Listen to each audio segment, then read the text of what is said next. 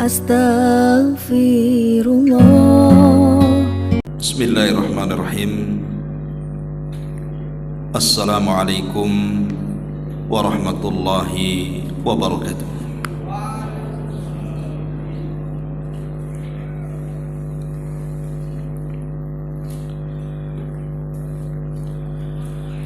Alhamdulillah.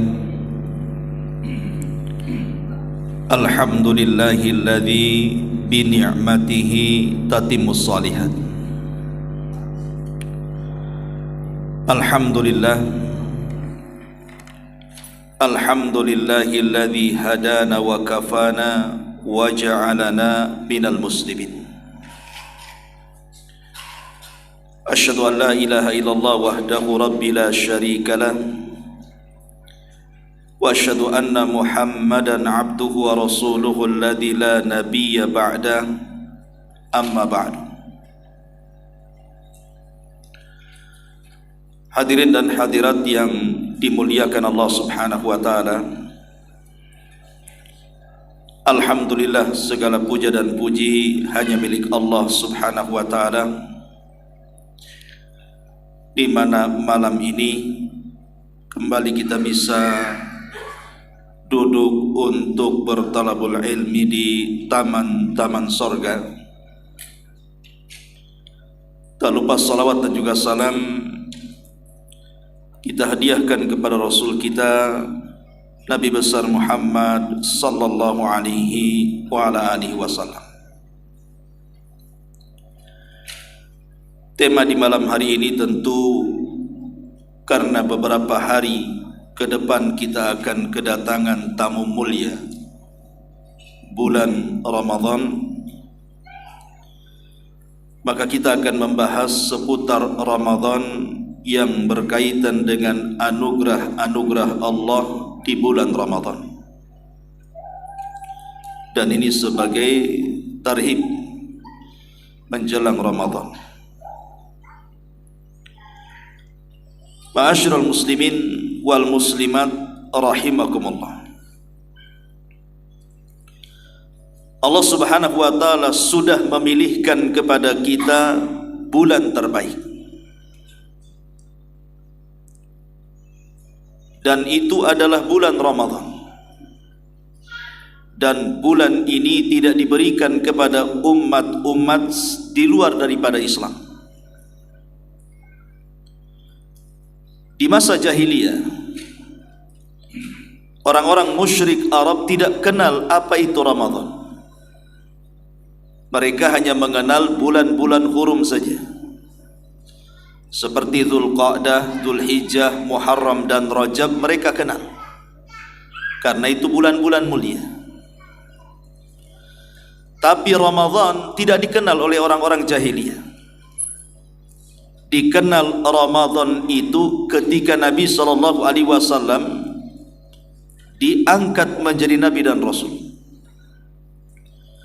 Dengan turunnya Al-Quran yang pertama kali kepada Rasul, kemudian mengangkat beliau menjadi seorang Nabi, disitulah Ramadan dimuliakan. Karena di dalamnya diturunkan Al-Quran. Bahkan bukan hanya sekedar diturunkan Al-Quran di bulan Ramadan, banyak keutamaan dan keistimewaan yang Allah letakkan di bulan ini, seperti diwajibkannya puasa, digandakannya berbagai macam pahala, dan lain sebagainya. Inilah yang kita akan bahas. Lalu apa saja anugerah-anugerah Allah yang Allah letakkan di bulan Ramadan di sini? Ma'asyiral muslimin wal muslimat rahimakumullah. Yang pertama, sesuai dengan namanya, bahwa Ramadan adalah syahru maghfiratin, bulan diturunkannya ampunan Allah Subhanahu wa taala.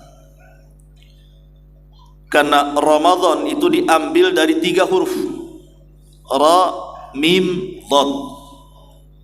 Kalau dibuat tasrif maka tasrifannya ramadha yarmadu ramadhanan, artinya pembakaran.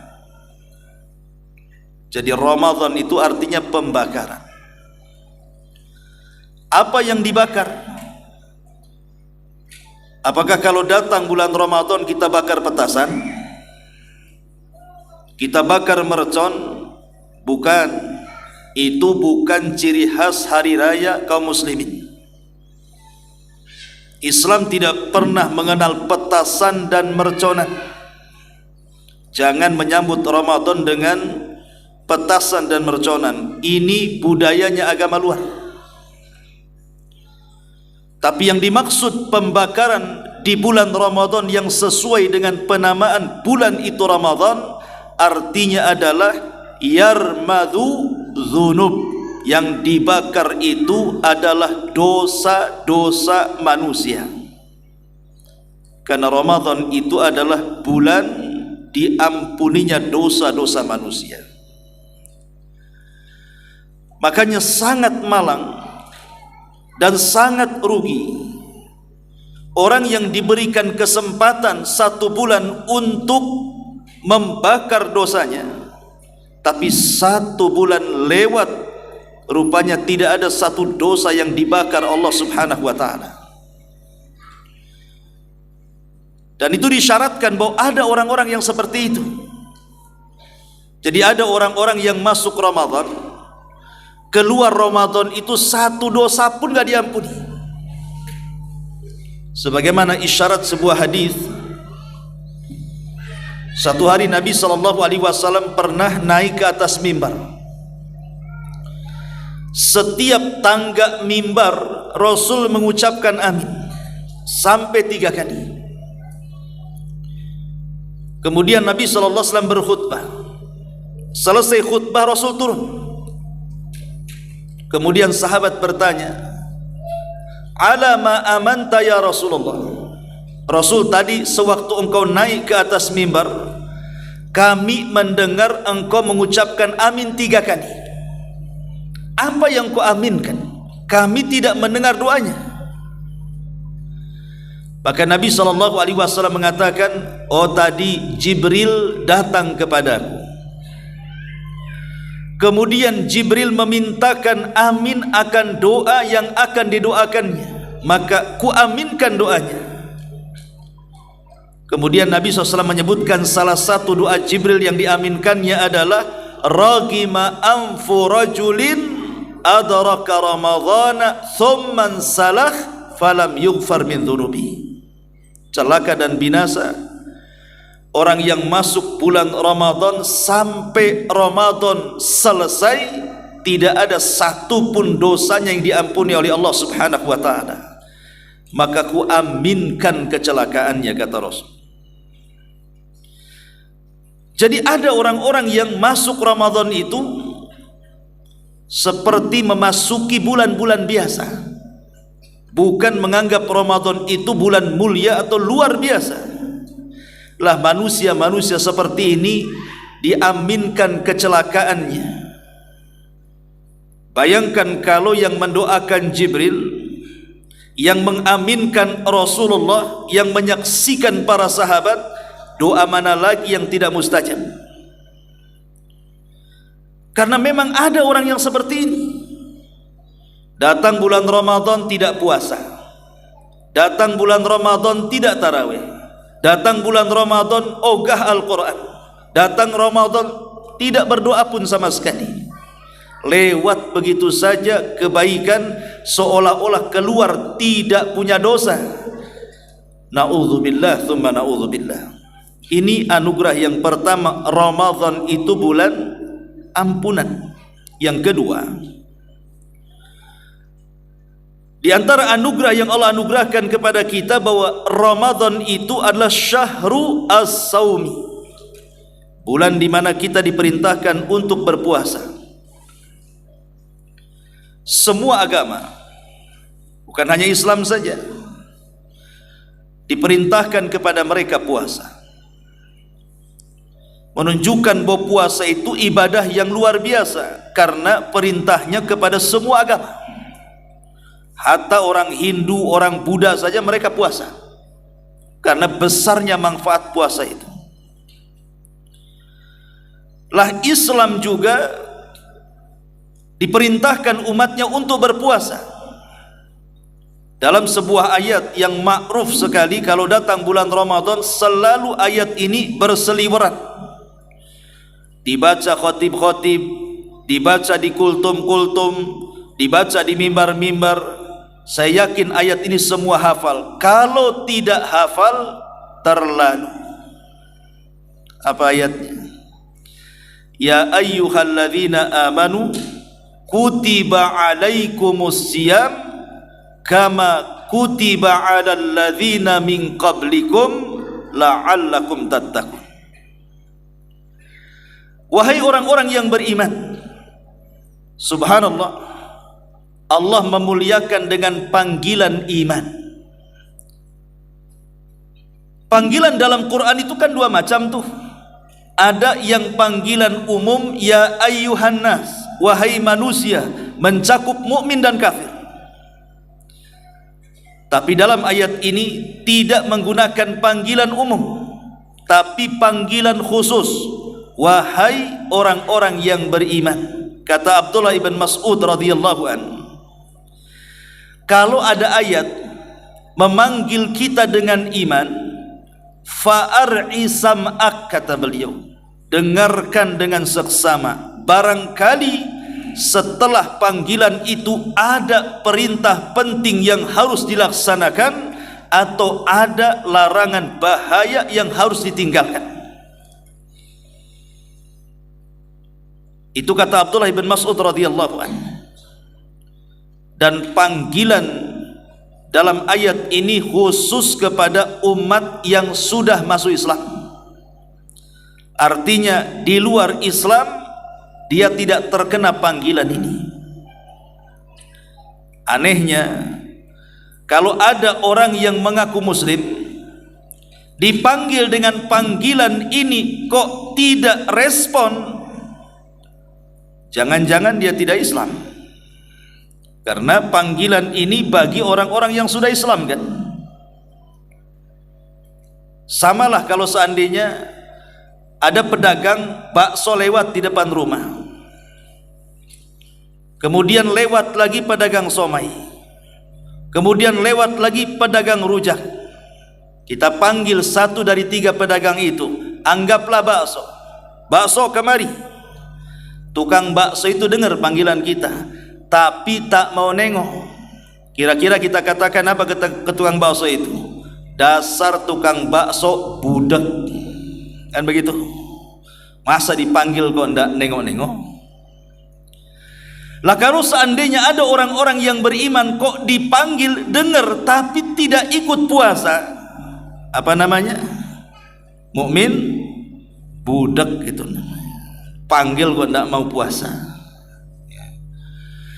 Ini panggilan mulia, karena panggilan ini panggilan khusus masalahnya, khusus bagi orang-orang yang sudah masuk Islam saja terpanggil.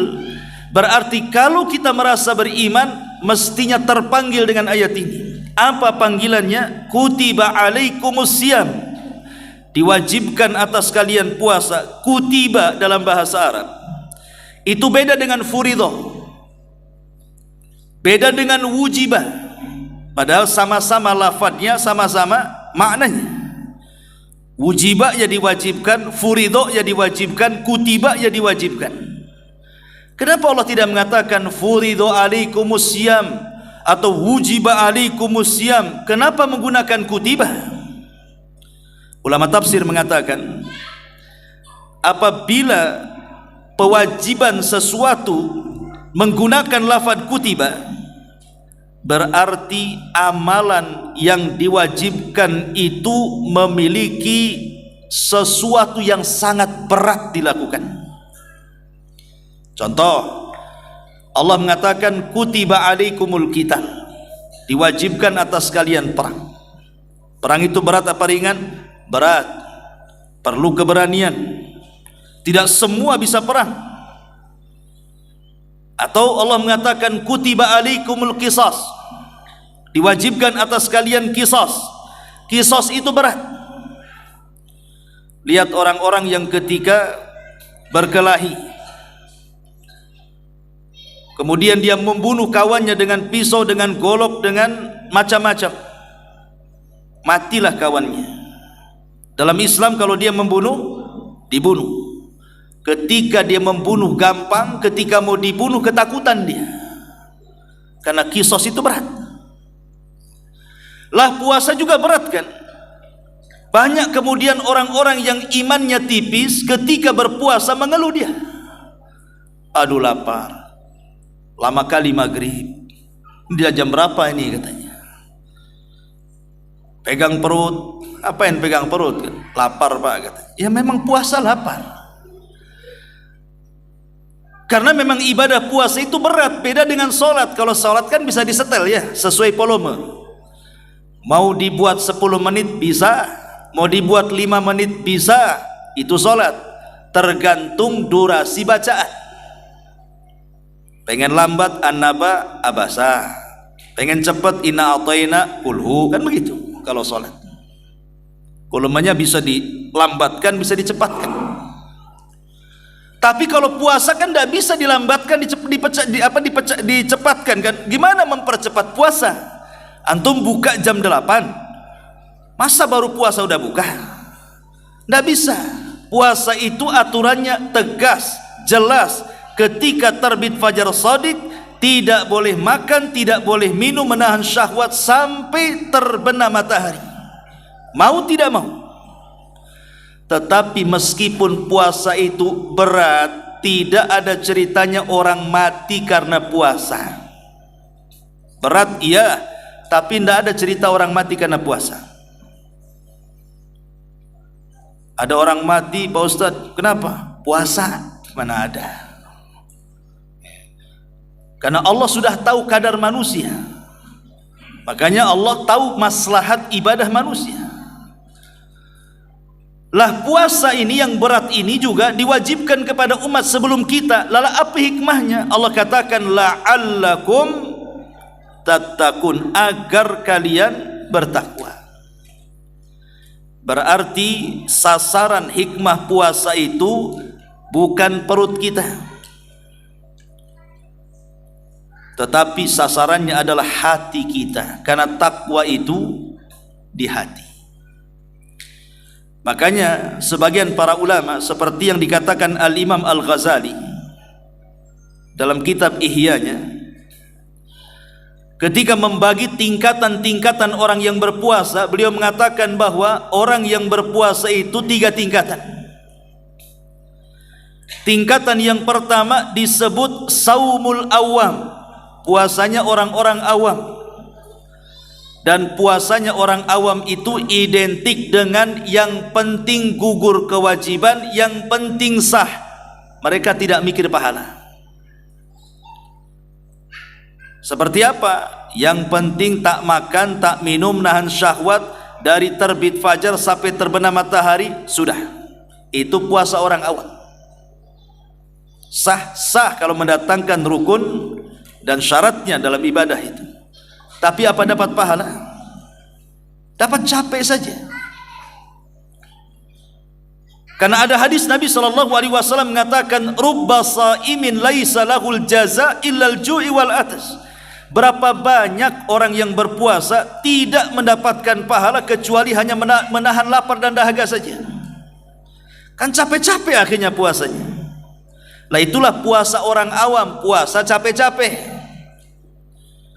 Yang kedua kata beliau, saumul khawas, puasanya orang-orang khusus itu lebih tinggi dibandingkan puasanya orang awam, di mana bukan hanya perutnya saja berpuasa, tapi matanya ikut puasa, telinganya ikut puasa, lisannya ikut puasa, tangan dan kakinya ikut puasa. Lah itulah puasa orang khusus. Jadi bukan hanya sekedar menahan lapar, bukan hanya sekedar menahan dahaga, bukan hanya sekedar menahan syahwat, tapi matanya ikut puasa, tidak memandang sepandang-pandangnya, telinganya ikut puasa, tidak mendengar sedengar-dengarnya, lisannya juga ikut puasa, tidak bicara seomong-omongnya, kaki dan tangannya pun tidak bergerak segerak-geraknya, selangkah-langkahnya tidak ada batasan, mana yang boleh dilihat, mana yang boleh didengar, mana yang boleh diucapkan, mana yang boleh dilangkahkan. Lah itu namanya puasa khawas. Di atasnya puasa awam.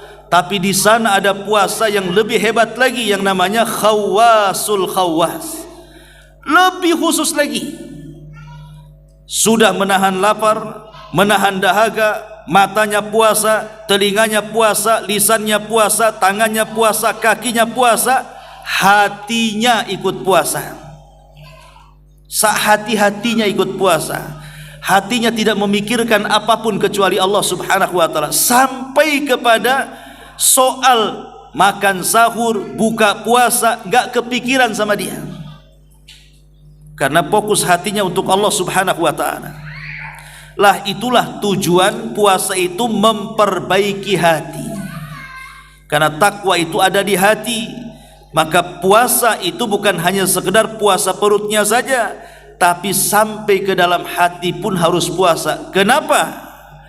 Sebab kalau hati tidak sampai puasa, hanya anggota badan saja yang berpuasa, maka takwa itu tidak sampai kepada orang yang berpuasa. Karena takwa itu letaknya di hati, bukan di badan kita. Ma'asyiral muslimin wal muslimat rahimakumullah. Ini yang kedua. Yang ketiga, Ramadan itu ada kesempatan kita untuk membebaskan diri dari api neraka. Ramadan wa idkun minan nar. Ramadan itu ada kesempatan kita untuk terbebas dari api neraka. Dalam sebuah hadis Nabi SAW mengatakan, inna lillahi inda kulli fitrin utaqa'u minan nar wa dzalika fi kulli lailatin. Disebutkan dalam sebuah hadis yang disahihkan oleh Syekh Nasiruddin Al-Albani rahimahullahu taala. Kata Nabi, sesungguhnya Allah pada setiap menjelang berbuka puasa akan memerdekakan hamba-hambanya dari api neraka, dan itu terjadi setiap malam di bulan Ramadan. Dari sini jangan pernah melewatkan berbuka puasa dengan doa. Karena di sini Rasul mengatakan, Allah itu setiap melihat hambanya yang sedang berbuka puasa, ada di antara mereka yang akan dibebaskan dari api neraka, dan itu setiap malam di bulan Ramadan. Maka saya nasihatkan untuk saya pribadi dan jamaah sekalian, luangkan waktu 5 menit, 10 menit sebelum berbuka. Angkat tangan tinggi-tinggi, berdoa kepada Allah, katakan, ya Rabb, Allahumma a'tik riqabana minan nar. Ya Allah, bebaskan diriku dari api neraka. Kalau perlu doakan juga keluarga kita. Ya Allah, bebaskan aku dari neraka, bebaskan istriku dari neraka, bebaskan suamiku dari neraka, bebaskan anak-anakku dari neraka, bebaskan kedua orang tuaku dari api neraka, dan orang-orang yang kucintai dari api neraka. Karena di sini Nabi mengatakan, Allah melihat hambanya menjelang berbukanya. Di situ ada hamba-hamba Allah yang akan dimerdekakan dari api neraka, dan itu setiap malam. Sayang kalau dilewatkan. Bayangkan kalau setiap hari di bulan Ramadan sebelum berbuka kita minta dibebaskan dari api neraka, kemudian adalah satu hari kita diterima doanya oleh Allah Subhanahu wa taala bahwa kita termasuk orang-orang yang dibebaskan dari api neraka, maka kalau itu tercatat di sisi Allah, maka selamanya kita tidak akan masuk neraka. Kalau seandainya satu kali doa saja dalam 30 hari dikabulkan Allah, berarti kita tidak mungkin masuk neraka selamanya. Maka jangan disibukkan tuh, kalau sudah dekat-dekat mau buka, jangan disibukkan dengan perkara dunia. Kadang-kadang anak-anak muda di zaman sekarang disibukkan dengan ngabuburit, nongkrong di jembatan, nongkrong di pinggir pantai. Yang sibuk lagi ibu-ibu nongkrong di pasar kaget, nyari bukaan yang banyak.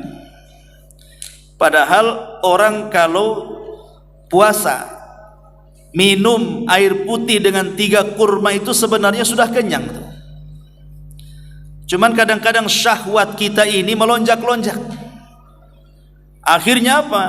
Ketika melihat makanan warna-warni dengan berbagai macam rupa, dibeli semua sampai penuh tuh meja tuh. Dengar azan maghrib saja, makanan di meja sudah pindah ke perut semuanya. Ini kan bahaya tuh. Kalau makanan satu meja pindah ke perut, itu alamat ngantuk, alamat malas, alamat tidur tuh. Jangan cerita taraweh, Isa pun bablas tuh. Diajak taraweh ogah tuh. Ayo taraweh, kenyang nanti aja. Kan begitu ya. Itu namanya puasa dendam. Siang menahan lapar mati-matian, maghrib menahan kenyang mati-matian, itu namanya. Bahaya. Jadi ini anugerah terbaik dari Allah Subhanahu wa taala, bahwa Allah memberikan kesempatan kepada kita agar kita terbebas dari api neraka. Ini yang ketiga. Yang keempat, bahwa di bulan Ramadan Allah Subhanahu wa taala mentadrib kita, melatih kita untuk apa? Untuk supaya kita ini menjadi orang-orang yang ikhlas. Kita lihat salah satu ibadah di bulan Ramadan, ibadah puasa. Ibadah puasa ini satu-satunya ibadah yang tidak ada yang tahu kecuali pelaku dengan Allah. Kalau ibadah yang lain kan masih tampak tuh. Salat tampak takbiratul ihramnya, dari mulai takbir sampai salam nampaklah orang salat. Zakat tampak ada hartanya. Haji lebih tampak lagi, yang ngantar satu kecamatan. Gimana tak tampak?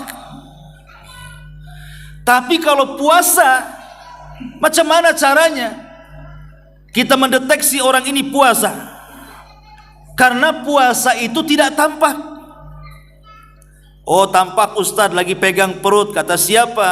Bisa saja lagi mencret. Oh, nampak tuh bibirnya pecah-pecah kering, lagi panas dalam itu.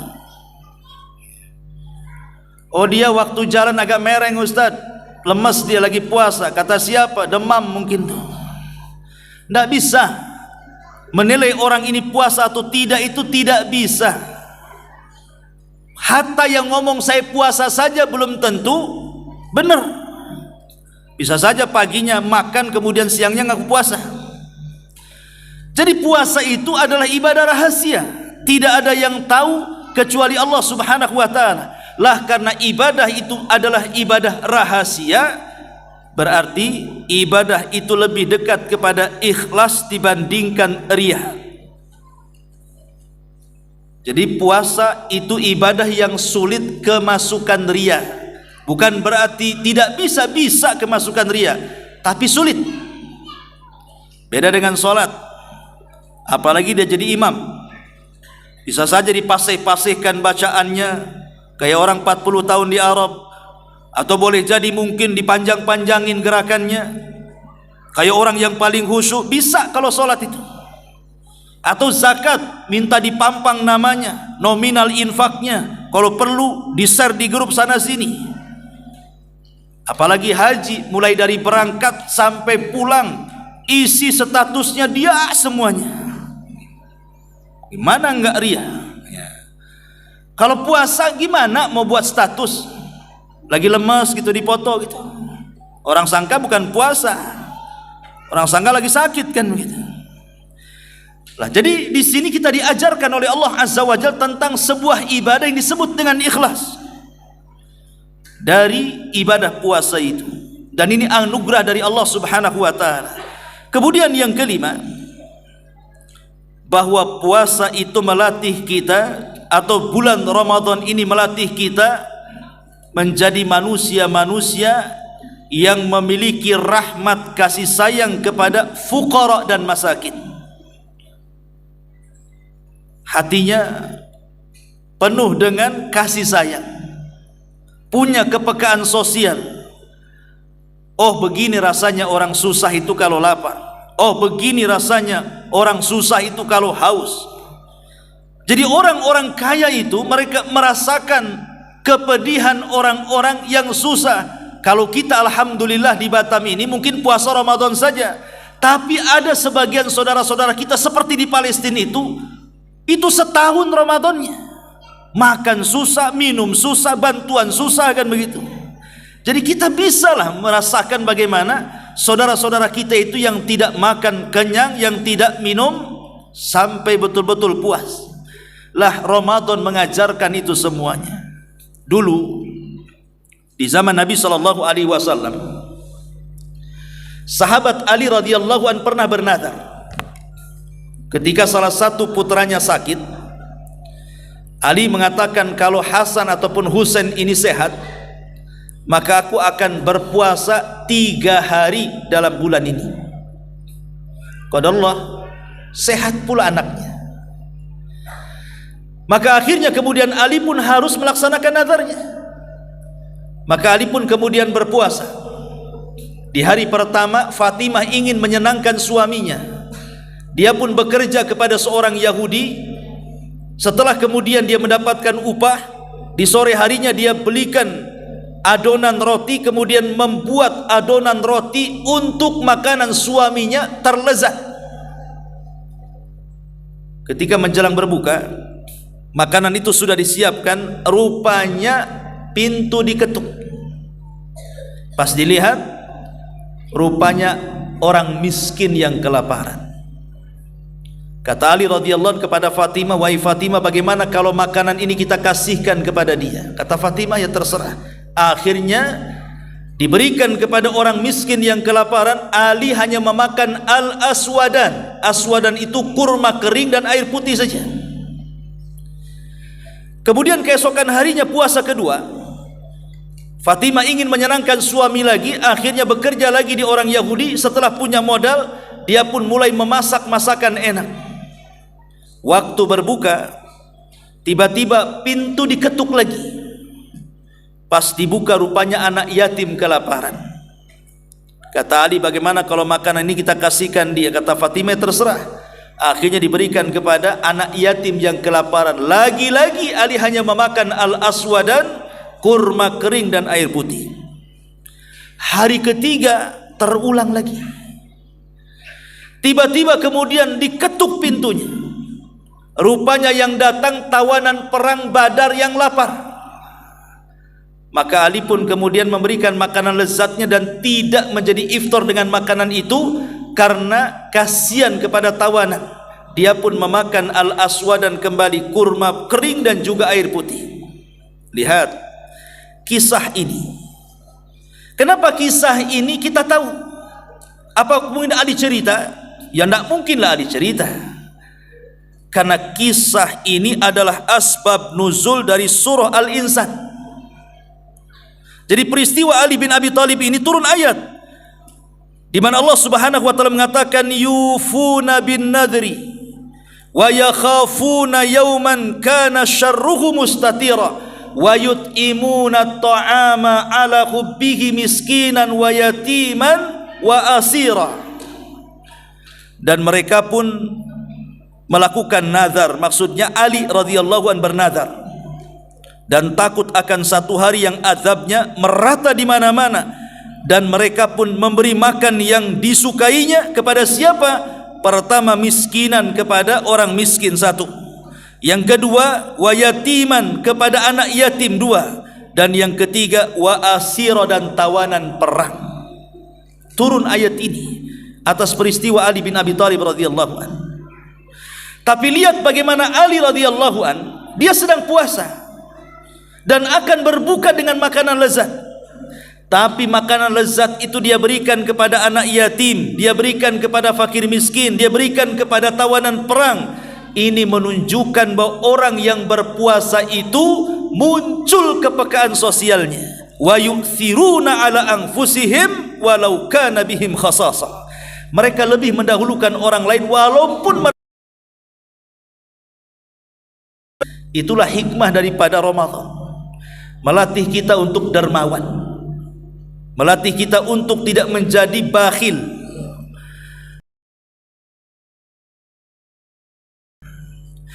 Ma'asyiral muslimin wal muslimat rahimakumullah. Kemudian yang ke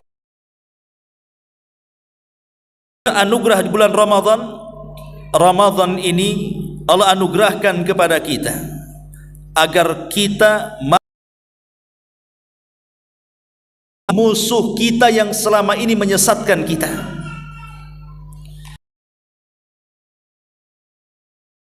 Kita bisa menang melawan musuh-musuh kita, di mana musuh-musuh itu selalu menjerumuskan kita kepada kesesatan. Apa musuh-musuh kita? 1, hawa nafsu. 2, syaitan. 3, orang kafir dan munafik. Itu musuh kita. Musuh kita yang paling berat adalah hawa nafsu. Tapi dengan puasa kita bisa mengalahkannya. Nabi mengatakan, ya ma'syaras syabab, man istata'a minkumul ba'ah falyatazawwaj fa innahu aghaddu lil basari wa ahsanu lil faraji, faman lam tastati' fa alaihi bisawmi fa inna lahu wijaun, kata Rasul. Hei anak-anak muda, kalau kalian sudah sanggup menikah, menikah segera. Karena dengan menikah itu bisa menundukkan pandangan dan bisa menjaga kemaluan. Kalau tidak sanggup, puasa, kata Nabi. Karena puasa itu benteng antara kita dan hawa nafsu. Dari sini kita tahu puasa bisa meredam hawa nafsu. Dan Imam Ibnul Qayyim mengatakan bahwa puncak dari hawa nafsu itu ada 4. Pertama, fudulut ta'am, banyak makan, banyak minum. Karena dengan banyak makan akhirnya kekenyangan.